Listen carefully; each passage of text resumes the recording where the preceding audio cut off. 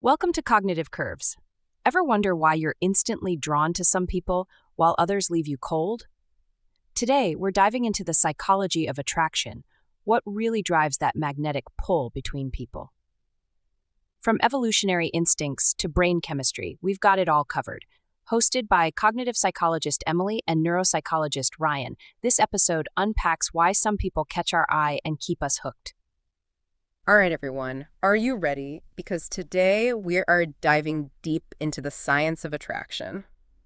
Oh, this should be good. It's all about why we click with some people, and let's be honest, why we don't click with others. Right. You've sent us so many sources on this one, guys. Evolutionary psychology, brain chemistry, even cultural anthropology, so much good stuff to unpack. It's going to be fascinating. It is going to be good. It is. So are you ready? I am ready. Let's do it. Okay. Let's go. Let's start with the Wayback Machine, shall we? Okay. All the way back to our evolutionary roots. Because I have to be honest, I've always found the evolutionary perspective on attraction a little bit simplistic. Yeah. Like, oh, he's attracted to her because she looks like she could bear healthy offspring. Right. It doesn't exactly scream romance, does it? Yeah. No, you're not alone in feeling that way. Okay. People often misunderstand evolutionary psychology, I think. Okay. It's not about reducing us to just baby-making machines, right? It's about understanding these deep-seated drives that helped our ancestors survive and, yes, reproduce. Right. So think about it this way. Mate selection, it's been happening for millennia, and it's shaped what we find attractive. Okay.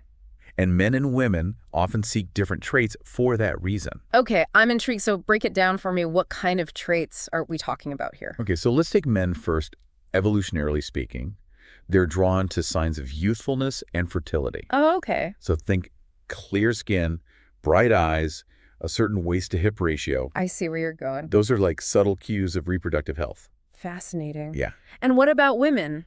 Women. What's our evolutionary jam? So women over time have evolved to prioritize different qualities because they have different needs in terms of reproduction. So resources, stability, Okay. a partner who could provide, protect, Makes sense. ensuring the survival of their children. Right. Provide and protect. Yeah. Exactly. Okay, that makes a lot more sense. I mean, it makes sense from a survival standpoint. But it's still, I don't know, are we really hardwired to be attracted to someone just because our ancient genes think they'd make a good co-parent? Right. There's got to be more to it than that. You're right. It is more nuanced than that. Okay. Let's talk about what's called the handicap principle. Okay. So imagine a peacock with those extravagant tail feathers. Right, those beautiful, bushy. That tail is a burden. Mm-hmm. It takes energy to grow a tail like that. Right. It's a lot of upkeep. It's a drain on resources, so only the healthiest, strongest peacocks can afford to sport a display like that. So it's like a flashy car, a status symbol Exactly. that says, look at me, I can handle this. Exactly. And in humans, those costly signals, they might be physical features like clear skin Okay. or an athletic build, because those things require good genes and health to maintain. Right. It takes work to have these things. Exactly. So they're like honest indicators of fitness, and that's inherently attractive. Interesting. Yeah. So those ancient instincts are still influencing us today. They are. Wow. But it's not all evolution, is it? Our brains play a huge role too, don't they? Absolutely. To who we're attracted to. Our brains are constantly filtering information, making snap judgments. Right. And those judgments influence who catches our eye and who we want to keep looking at. Absolutely. And who we think about later. Exactly. Even if it's just a glance. A microsecond, right? Yes. Exactly. And so take the halo effect, for example. Okay, the halo effect. It's this cognitive bias where our overall impression of someone, especially their physical attractiveness, influences how we perceive their other qualities. Wait, so you're saying that just because someone's considered good looking, we assume they're also intelligent, kind, funny, even if we haven't even spoken to them yet? It can happen, yeah, and it's often an unconscious bias. Wow. And it's been studied extensively. Really? Yeah, there was this fascinating study back in 1972 Okay. where participants were shown photos of people and asked to rate them on all sorts of traits. Like, how funny they seem, how intelligent, all these different things. Gotcha. And guess what? The attractive people were consistently rated as more competent, more successful, even more trustworthy. Just based on their looks. Just based on their looks. Wow. Isn't that wild? Talk about an unfair advantage. It is. So if you're lucky enough to win the genetic lottery, you get a head start in life, it seems. It does seem that way, but remember, Yeah. confidence can also make someone more attractive, and if someone's been treated as attractive their whole life, Right. it's likely they've developed a certain level of confidence. Right. They carry themselves in a certain way. Exactly. What others find appealing. Exactly. So it becomes a self-fulfilling prophecy, like a positive feedback loop. That makes sense. Yeah. And speaking of familiarity, what about the idea that we're drawn to what we know? Yes. Like that old saying, familiarity breeds, well, yes. contempt is not what I was going for. This- You know what I mean? I do. You're talking about the mere exposure effect. Yes. It's this psychological phenomenon Yeah. where the more we're exposed to something, Okay. a song, a face, even a brand, Your brand. the more familiar it becomes, and we tend to like it more. Oh, it's totally a thing. Like Yeah. that song that you swore you hated at first, Yes. and then they just keep playing it. Yes. And then after hearing it a million times on the radio, it's inexplicably become your earworm. You've got it, and it goes beyond just songs. Yeah. A psychologist named Robert Zajonc did these fascinating studies Okay. where he showed people images of shapes and faces, Okay. some they had seen before and some were brand new to them. Okay. People consistently rated the familiar images as more likable, Wow. Even if it was just shape. even if it was just shape. Isn't that interesting? That is very interesting. Yeah. So those chance encounters at the coffee shop or that coworker you see every day in the elevator, Yep. mere exposure could be at play. It absolutely could be. Interesting. I'm starting to see everyone in a new light now. Yeah. But this all feels very surface level so far. Yeah. Looks, familiarity. Right. What about the deeper stuff? The emotional connection, the butterflies in your stomach feeling? Yeah.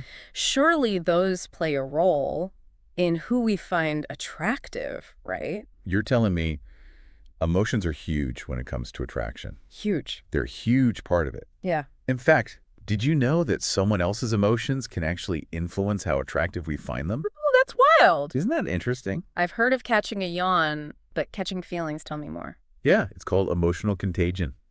Okay. And we are wired for it. Wow. We pick up on other people's emotions, often unconsciously. Mm. And being around someone who's positive, upbeat, someone who just radiates good vibes, Right. it actually makes them more attractive to us. Makes sense. Who wants to be around a negative Nancy? Exactly. Right. You don't want like a dark cloud following you around. No, nobody wants that. You want someone who's fun, Yeah. who lifts you up. And it's not just anecdotal. There was this study where people rated faces as more attractive when they were smiling or laughing. Interesting. Positivity is magnetic. I like it. Yeah. Okay. That makes me want to go practice my best smile in the mirror right now. But emotions aren't just about fleeting moments, are they? Right. They're at the heart of our relationships. Yes. And I know from experience, some more successful than others, Right.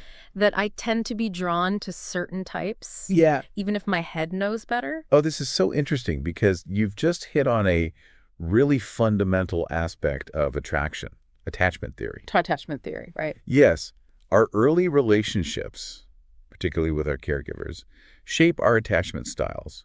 And those styles, in turn, influence the kind of partners we're drawn to. For better or for worse. For better or for worse, exactly. Okay, so like secure and insecure attachment styles. I've No. definitely heard those thrown around, but Right. use a little refresher. Okay, so someone with a secure attachment style, they tend to form healthy, balanced relationships. Good. They're drawn to partners who are emotionally available, supportive, Right. and they create that safe space to be themselves. Right. But for those with insecure attachment, whether it's that anxious type that's craving that constant reassurance, or the avoidant type that's kind of keeping their distance, Right. they might find themselves in a bit of a loop, Oh. seeking out relationships that actually reinforce their early patterns. So basically our childhoods follow us around They do. like baggage. They do, it's true. Mm. And these attachment styles, it's not like you're stuck with one forever. Right. You can definitely You can work through it. you can work through it with the right support, with the right relationship even. Exactly. Yeah. So there's hope for everyone. I like it. But it can't just be our genes and our individual upbringings calling the shots, right? Right. What about cultural influences? I Yeah. mean, beauty standards are all over the map depending on where you are in the world. That is absolutely true. Culture is a massive influencer. Right. So while those biological underpinnings of attraction exist, Right. our concept of beauty is also molded by societal norms and values. Totally. And those change dramatically across time and place. Oh, give me some examples. Okay. Like what one culture finds irresistible, another might consider completely ho-hum. Okay, absolutely. So think about historical beauty standards. Okay. For centuries, in many cultures, a little bit of plumpness Right. was considered incredibly desirable. Of course, a sign of wealth. A sign of wealth, Yeah. abundance, the ability to survive even when food was scarce. Right. You've got it. Resources. Yes. Exactly. But in modern Western society, yes. the ideal has shifted dramatically towards thinness, Right. often linked with self-discipline, affluence, even morality. It's a complete 180. It's a complete 180. It really is. Wow. Yeah, it's fascinating. And we're constantly bombarded with images in the media, movies, magazines, social media, you name it. Yes. That reinforce these often unattainable beauty standards. It's true. It's easy to see how those messages seep into our subconscious. Exactly what we see repeatedly, it starts to feel normal, Right. even aspirational. Right. It's just what we're used to. Exactly. Yeah. And unfortunately, that can lead to unrealistic expectations and in some cases, even harmful body image issues. It's a lot of pressure. It is a lot of pressure. But let's shift gears for a second. Okay. If it's not all about looks, Yeah. how much do personality traits actually factor into attraction? Oh, they're huge. Really? Yeah. Like It's- kindness, for instance, Yeah. is consistently rated as one of those attractive traits. Interesting. Yeah. And it's not just about being pleasant company. Okay. There's an evolutionary logic at play here, too. Okay, I am all ears. Tell me how kindness plays into the survival of the fittest. Okay. So think about it. Kindness, altruism, compassion. Yeah, These traits signal good partner and parent potential. that's true. Someone who's is more likely to be supportive, nurturing, and invested in the well-being of their partner and children. Yeah, it shows you care about other people. Exactly. So it makes them a good bet, evolutionarily speaking. It does. It makes you think, oh, this is somebody I could build a life with. Exactly. This is someone who's not going to leave me when times get tough. Right, ride or die. Exactly. That makes a lot of sense. So being a genuinely good person Yeah. actually makes you more attractive. It does. Sign me up. Right. Last. Where do I sign? It's not just a nice thought. There's research to back it up. Really? Yeah. That's really cool. Isn't that neat? It is. One study found that people rated others as more attractive when they were exhibiting altruistic behavior, Wow. even if those same people weren't initially considered conventionally attractive. Wow. So kindness has the power to shift our perception. Wow. Kindness really does win. Kindness wins. I love it. What about humor? Yeah. I feel like everybody loves someone who can make them laugh. Yes. Right. It's true. Is there something inherently attractive about a good sense of humor? There is. Humor is incredibly attractive. It's a sign of intelligence, Okay. creativity, Okay. emotional resilience. It's basically all the good stuff. Right. What? Why is humor such a powerful force? Well, Jeffrey Miller, an evolutionary psychologist we mentioned earlier, All right. he suggests that humor might have even evolved as a courtship display, Really? a way to flex those mental muscles and demonstrate adaptability. Interesting. Yeah, it's like saying, hey, I'm clever, I can handle stress, and I can find the light side of any situation. Right. Pretty appealing qualities in a partner, right? Totally. Yeah, I Yes. love that. So not only is laughter the best medicine, Yes, but it's also a powerful attraction tool. it is. We've talked a lot about what drives attraction. Yes. Can we get a little geeky for a second? Yeah. Talk about the how, Please. what's happening in our brains. When we experience that lightning bolt of attraction, let's talk about what's going on up there. Okay, so fasten your seatbelts because we're about to meet the brain's most eligible bachelor, Dopamine. dopamine. Dopamine? Isn't that the pleasure and reward chemical? Yes.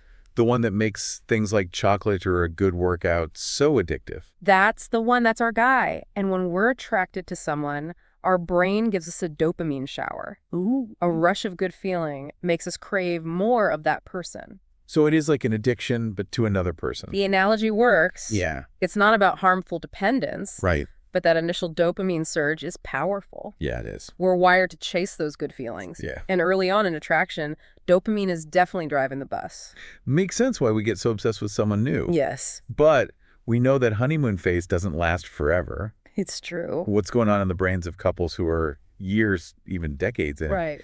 Dopamine can't still be the main player, right? So the long game is where a different chemical steps into the spotlight. Oxytocin, ever heard of it? Oxytocin, yeah. It's often called the love hormone or the cuddle hormone. Okay. Cuddle hormone definitely sounds like it belongs in a long-term relationship. Exactly. How's it work? So oxytocin is released through touch, intimacy, those moments of deep connection. Yeah, okay. It's what creates that sense of bonding, that us against the world feeling you get with a long-term partner. I like it. So dopamine is the spark, the initial rush, and then oxytocin steps in to build the bridge to lasting love. That's a great way to put it. That's kind of beautiful when you think about it. It is, and the best part, it's a two-way street.